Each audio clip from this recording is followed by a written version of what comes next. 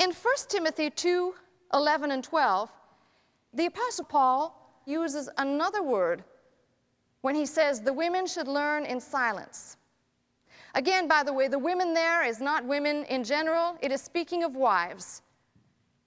It is speaking of the wife, and the word being used is not this word, but phonetically it looks like this. Hesutia.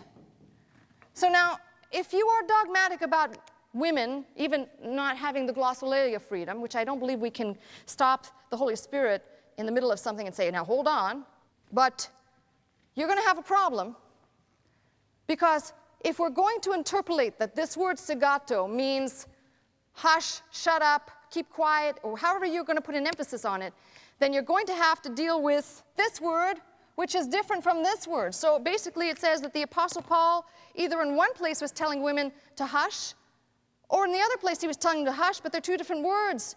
And if he was trying to say the same thing through and through, he'd use the same word. Are you following me? Yes.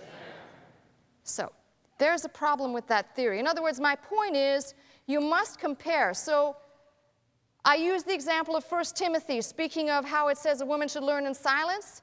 That is stillness, desistance from bustle. Can mean language. There's also a male version to that, which is to keep one's seat. But essentially, the gist of it is to refrain from labor in 1 Timothy 2:11 and 12. Now, please, don't drift off into some other planet and say, well, are you forgetting the historical and social setting? Absolutely not. But I'm going to come to the surface with the biblical principle. The biblical principle being conveyed here is that the wives were usurping the husbands. And in some cases, in Corinth, they were downright embarrassing the husbands in the middle of worship by spouting out in tongues. He says, let your wives keep quiet in the church, hush. And I'm sorry, you can't say, well, here it's forever quiet, and there it's going to be forever quiet. No, let your women hush. Now, this is not the interpretation according to me.